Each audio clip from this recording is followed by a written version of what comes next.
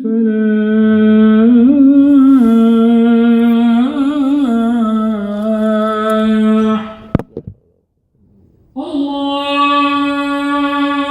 أكبر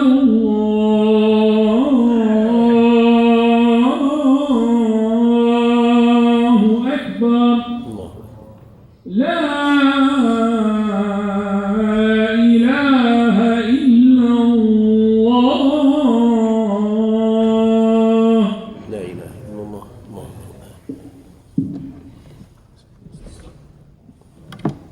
الحمد لله رب العالمين حمدا لله حمدا طيبا كثيرا مباركا فيه كما ينبغي لجلال وجهه وعظيم سلطانه يا رب لك الحمد على نعمة الإسلام ولك الحمد على نعمة الإيمان نستغفرك ونتوب إليك ونسألك أن تغفر لنا في هذه الساعة أجمعين وأن تهدينا سواء السبيل وأصلي وأسلم على رسول الله محمد بن عبد الله صلوات الله وسلامه عليه المرسل للعالمين كافة بشيرا ونذيرا وأشهد أن لا إله إلا الله وحده لا شريك له وأشهد أن محمدا عبده ورسوله يا أيها الناس اتقوا ربكم إن زلزلة الساعة شيء عظيم يوم ترونها تذهل كل مرضعة عما أرضعت وتضع كل ذات حمل حملها وترى الناس سكارى وما هم بسكارى ولكن عذاب الله شديد يا أيها الذين آمنوا اتقوا الله حق تقاته ولا تموتن إلا وأنتم مسلمون.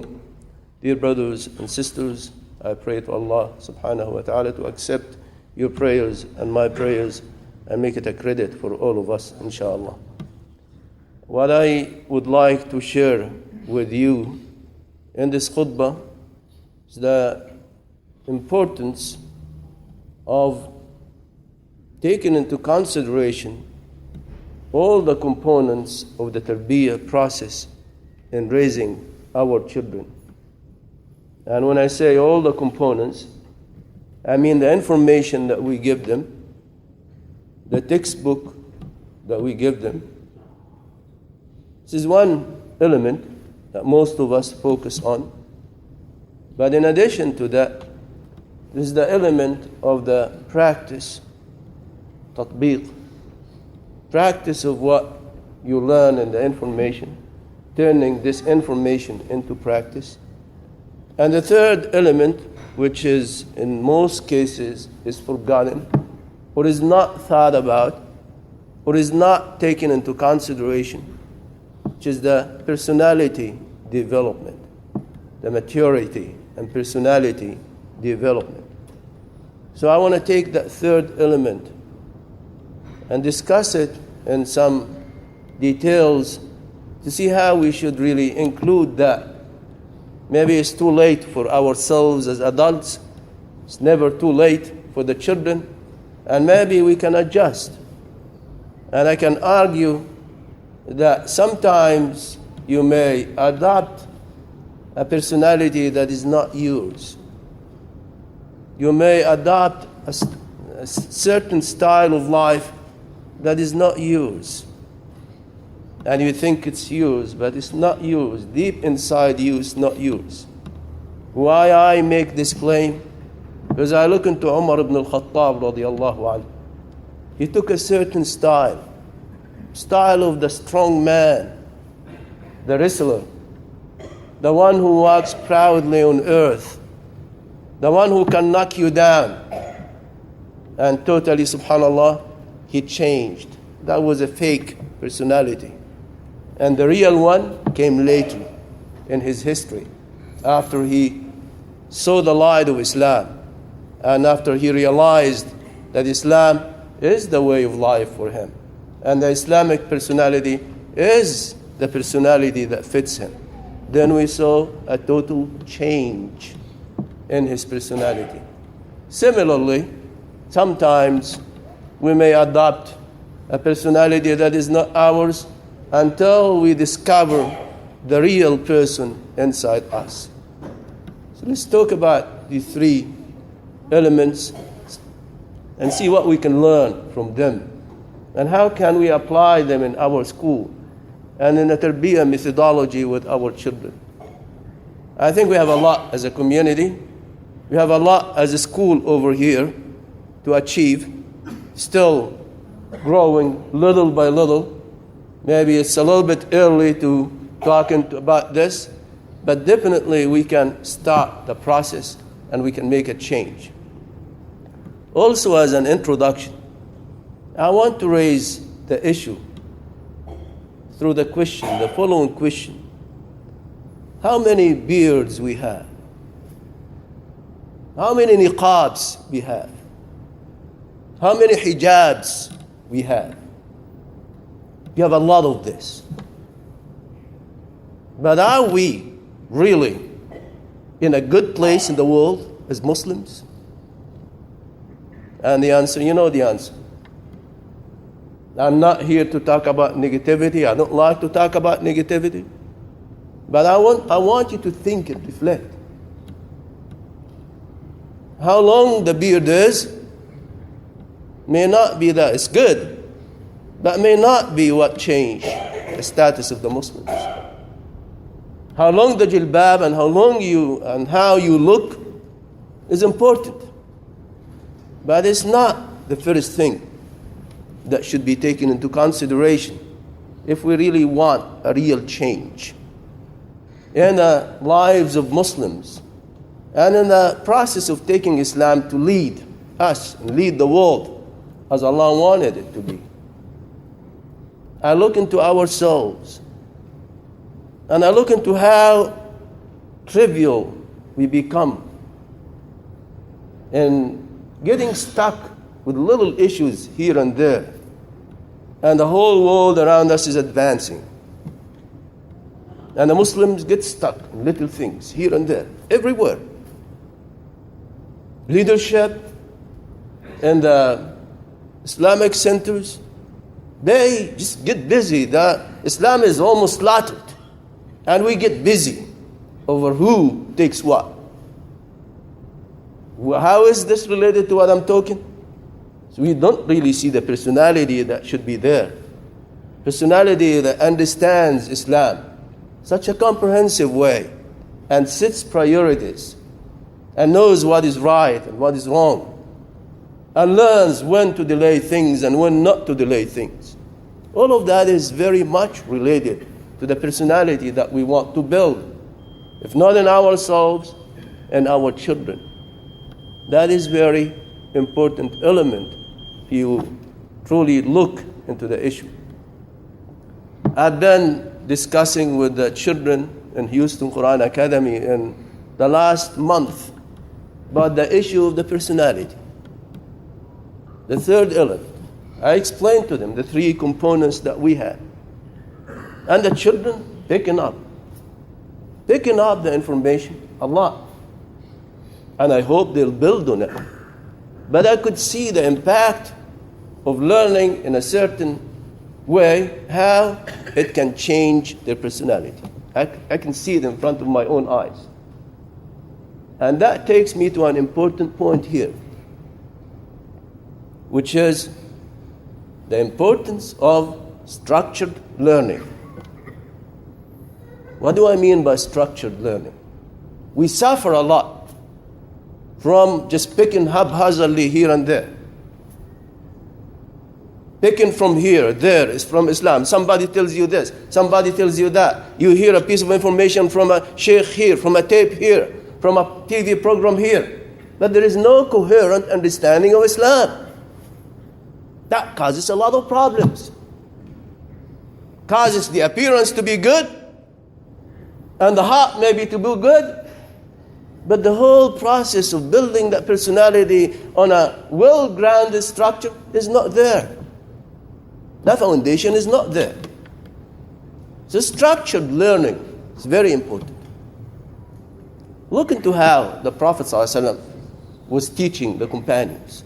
And look into how they were raised and personality was developed. First, the Prophet ﷺ was with them. The Quran comes in, and the Quran is very well structured.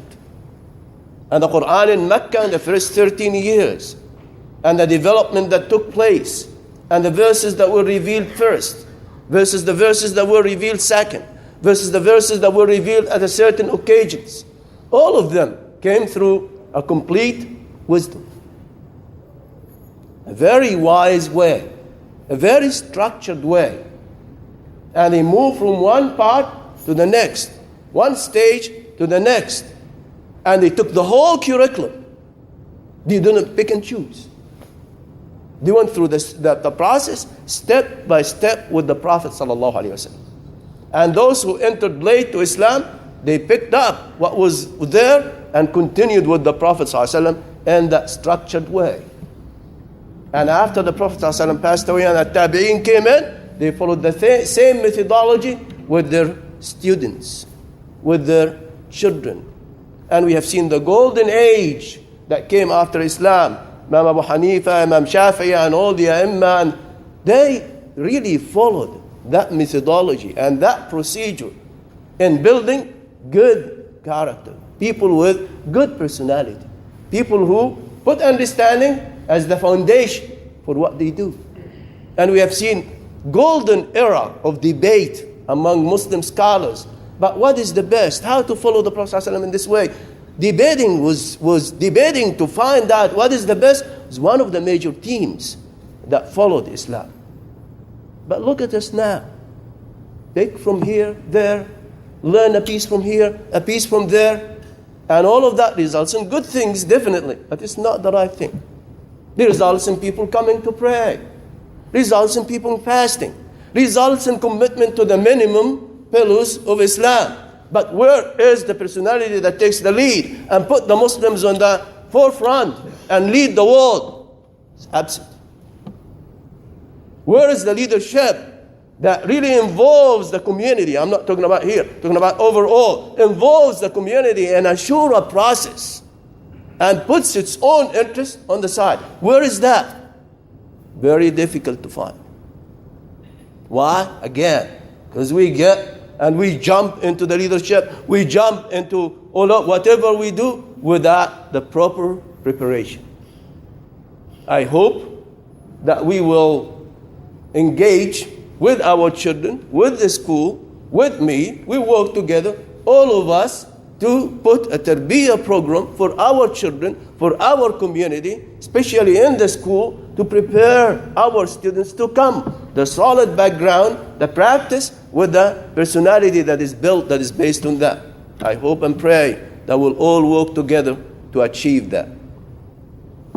I raised the question to the children. What is the difference between the information in your mind and the information in the computer? What's the difference between being put on a hard disk and on a soft disk here on the brain? What's the difference? And we had a debate in the morning assembly. And the children came, coaching them, we came to the conclusion, if you don't practice the information, then there is no difference between the information stored in your brain and the information stored on a hard disk. So what makes the difference is the practice. And I asked them, a good number of them memorized the Quran. Asked, give me an example of the importance of the practice from Surah Al-Jumu'ah, where Allah told us that it's very important to practice what you learn. If you don't practice it, you really don't make any difference to Allah subhanahu wa ta'ala, you and the animal.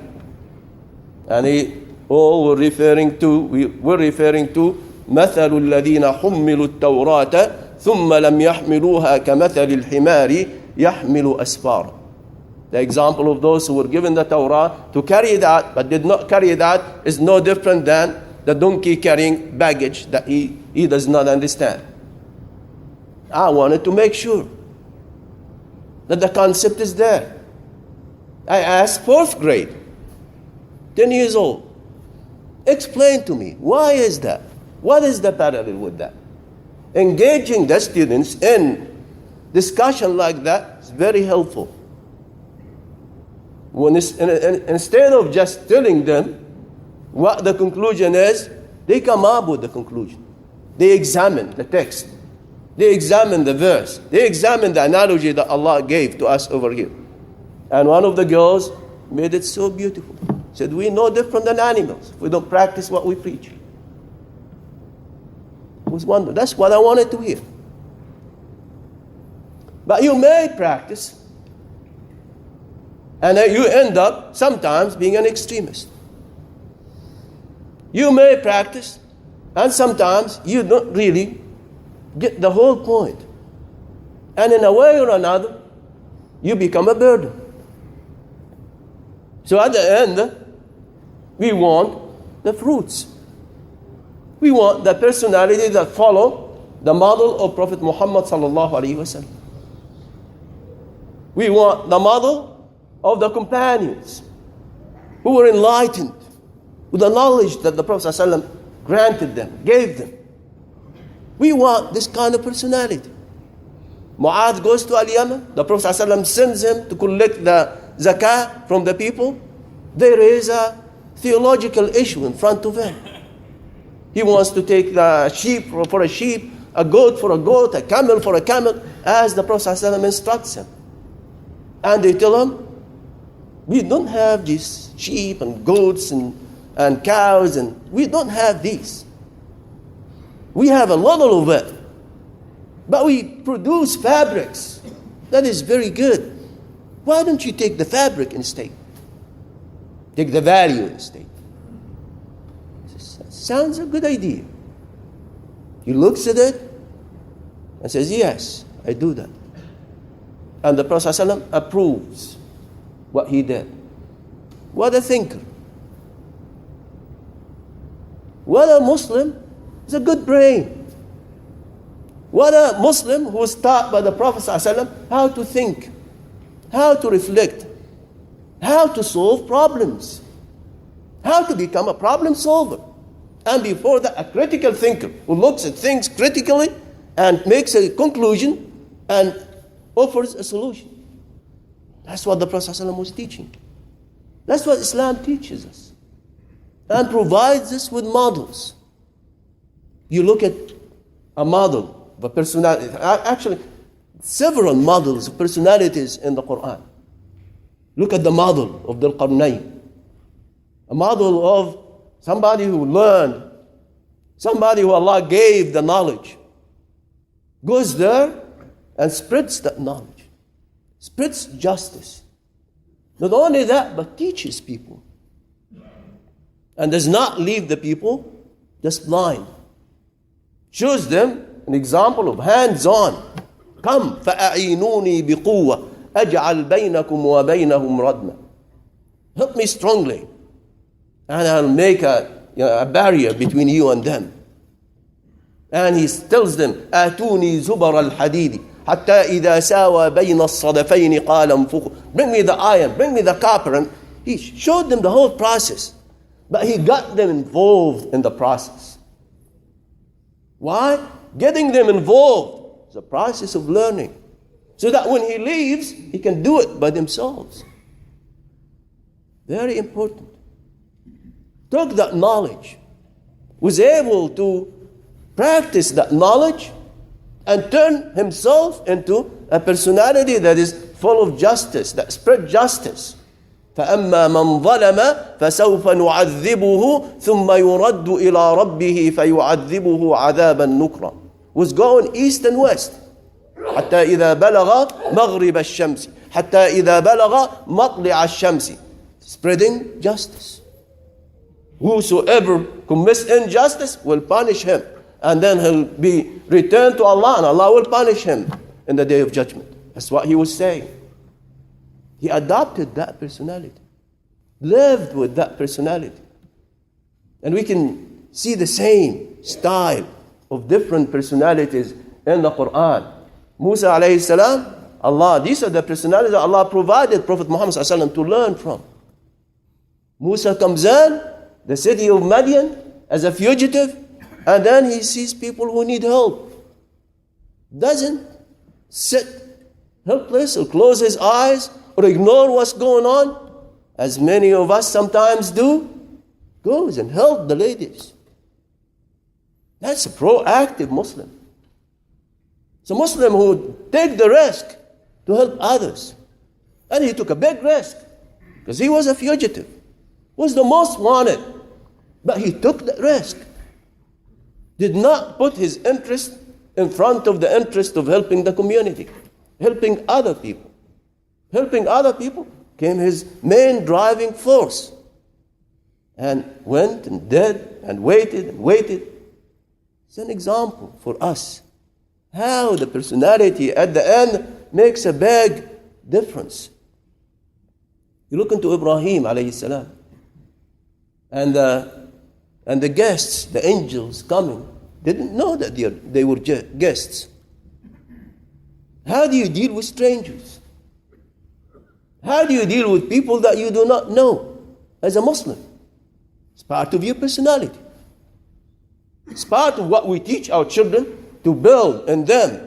That personality, that welcoming personality, that generous personality.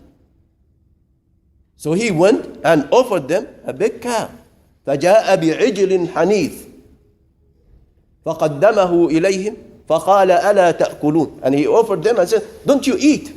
And then later he realized that they were not humans when they فَلَمَّا رَأَى أَيْدِيَهُمْ لَا تَصِلُ إِلَيْهِ نَكِرًا. When he saw that their hands is not reaching the food, he started to question them. And started to realize later that these were the angels. But look into what drove him. Again, that personality. The magnanimous man. Rajul al-Shahm. The man, the generous man. That's a very important personality that we should instill in our children.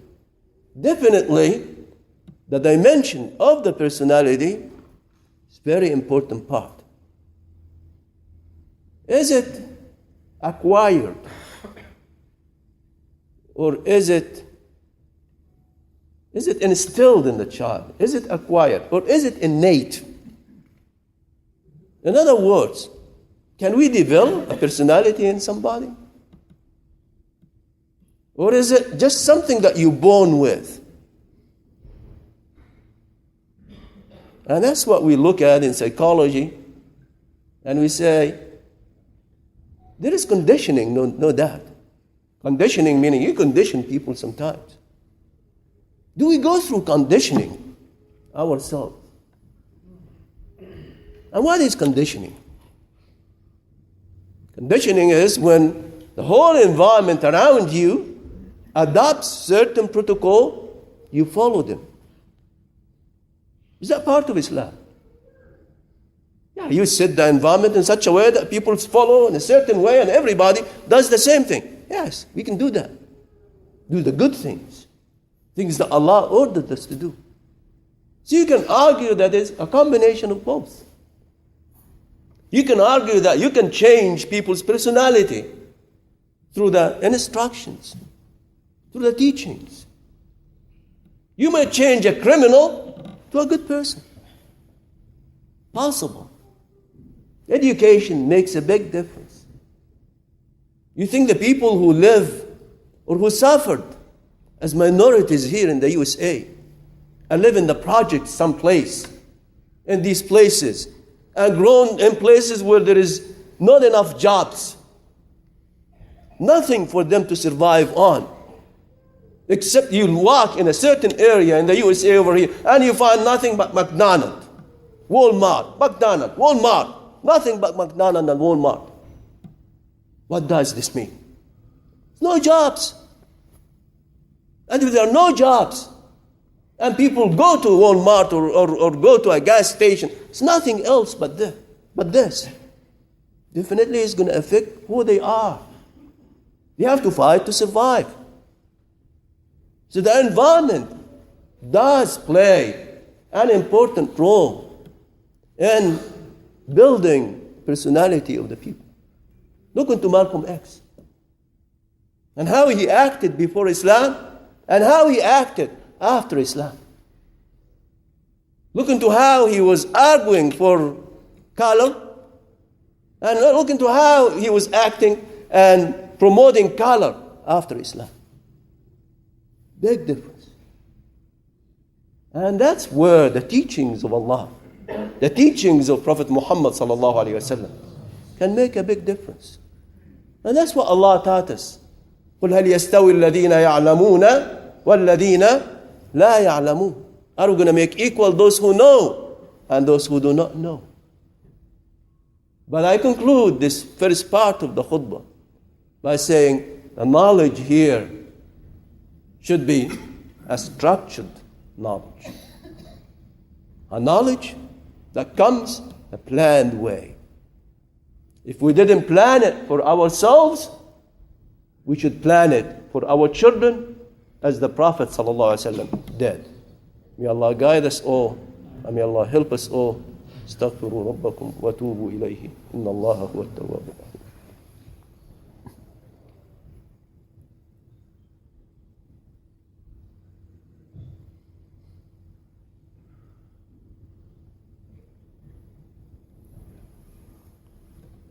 الحمد لله رب العالمين الصلاة والسلام على أشرف المرسلين سيدنا محمد صلى الله عليه وسلم وعلى آله وصحبه أجمعين. يا أيها الناس اتقوا ربكم إن زلزلة الساعة شيء عظيم يوم ترونها تذهل كل مرضعة عما أرضعت وتضع كل ذات حمل حملها وترى الناس سكارى وما هم بسكارى ولكن عذاب الله شديد. Dear brothers and sisters, who makes the difference in the child's life in terms of the personality development? If we are left to develop our personality as most of us were, we were left wild. Our parents guided us a little bit here and there. We took them as models. Everything around us was like the model we followed.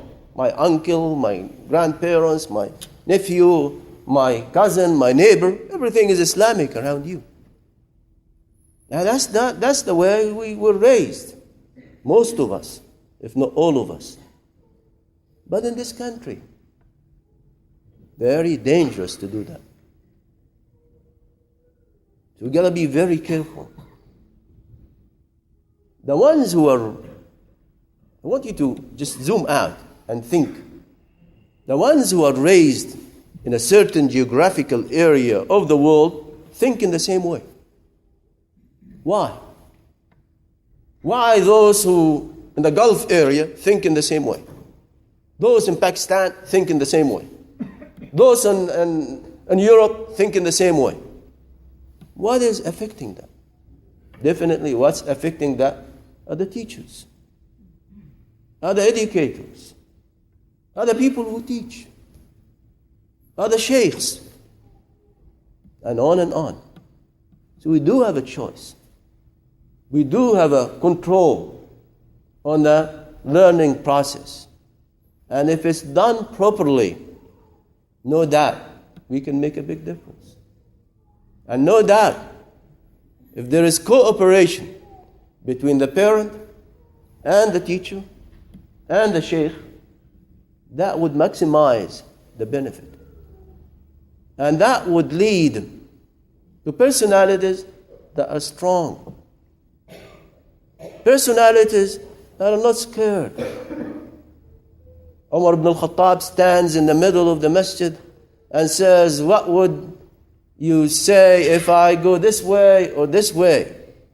And a man tells him, by Allah, we'll correct you with the sword. And Umar says, إِيَّايَ تَعْنِي, you mean me? And the man responds, نَعَمْ إِيَّاكَ أَعْنِي, yes, you, I mean you. He didn't say it and just, dissolved himself in the crowd, like it happens in many times. He was not afraid to confront Umar ibn al-Khattab and tell him, yes, I do mean you. If you swerve this way or this way, we'll correct you with our sword. Such a strong way. Strong personality. It's very much needed. Strong personality that is based on the faith, that is based on the iman, is based on the taqwa. It's very important for us. And it makes a big difference in our lives and in the lives of everybody around us. The Muslim is a light. Think of yourself as a lamp that is spreading light around you. As a Muslim, with what Allah gave you, with the knowledge, with the Quran you have. Think of yourself as a candle that is lighting. You choose to turn it off or on. You choose to provide it with the fuel that makes it light, or you choose to stop the fuel that makes it light. You work with other people to make the wind not as strong enough to turn it off, but conducive to make it continue to light. Work with others towards that. The choice at the end is yours. But it requires hard work. Not a shotgun approach to hard work, where you do it once and you sleep, or you forget. But consistent approach. Consistency is a key word to success. One of the key issues that we work on in the school here, accreditation with SACS, the Advanced Ed. A key to gain accreditation with these big organizations, consistency of what you do. Are you consistent in doing the good things? Or are you doing them every now and then? So I urge every one of us to work with the leadership, especially for the children, to be consistent, to plan, and not to stop the light of that candle, and not to stop the fuel that helps that candle provide the light. Ya Allah, guide us all and help us continue our work, inshallah. اللهم اغفر للمسلمين والمسلمات الأحياء منهم والأموات ربنا لا تؤاخذنا إن نسينا أو أخطأنا ربنا ولا تحمل علينا إصرا كما حملته على الذين من قبلنا ربنا ولا تحملنا ما لا طاقة لنا به واعف عنا واغفر لنا وارحمنا أنت مولانا فانصرنا على القوم الكافرين اللهم تقبلنا في جندك الصادقين واسلكنا في حزبك الغالبين اللهم أعل بنا كلمة الإسلام وارفع بنا راية القرآن ربنا كن لنا ولا تكن علينا وأعنا ولا تعن علينا وانصرنا ولا تنصر علينا واهدنا ويسر الهدى إلينا وانصرنا على من بغى علينا ربنا اجعلنا لك ذكارين لك شكارين لك أوابين إليك منيبين ربنا تقبل توبتنا واغسل حوبتنا وأجب دعوتنا واهد قلوبنا وسدد ألسنتنا واسلل سقيمة قلوبنا اللهم إنا نسألك الثبات في الأمر والعزيمة على الرشد ونسألك شكر نعمتك وحسن عبادتك ونسألك لسانا صادقا وقلبا سليما ونسألك من خير ما تعلم ونعوذ بك من شر ما تعلم ونستغفرك لما تعلم اللهم آت نفوسنا تقواها وزكها أنت خير من زكاها أنت وليها ومولاها اللهم أعنا على تربية أولادنا التربية الإسلامية التي تليق بوجهك الكريم ربنا اجعلنا مقيم الصلاة ومن ذرياتنا ربنا وتقبل دعاء ربنا اغفر لنا ولوالدينا وللمؤمنين يوم يقوم الحساب وصل اللهم على سيدنا محمد وعلى آله وصحبه وسلم وأقم الصلاة الله أكبر الله أكبر أشهد أن لا إله إلا الله أشهد أن محمدا رسول الله حي على الصلاة حي على الفلاح قد قامت الصلاة قد قامت الصلاة الله أكبر الله أكبر لا إله إلا الله.